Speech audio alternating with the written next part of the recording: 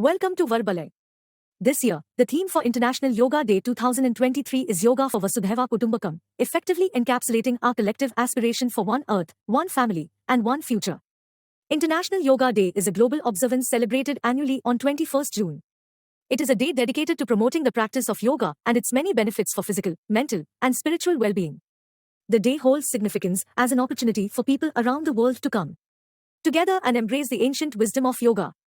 The history of International Yoga Day dates back to 27 September 2014, when the Prime Minister of India, Shri Narendra Modi, proposed the idea during his address to the United Nations General Assembly. Recognizing the immense value of yoga and its contribution to holistic well-being, he suggested the establishment of an International Yoga Day. On 11 December 2014, the United Nations General Assembly adopted a resolution with the support of 177 member states, declaring 21st June as International Yoga Day. This date holds significance as it marks the summer solstice, the longest day of the year in the Northern Hemisphere, which is considered auspicious in various cultures.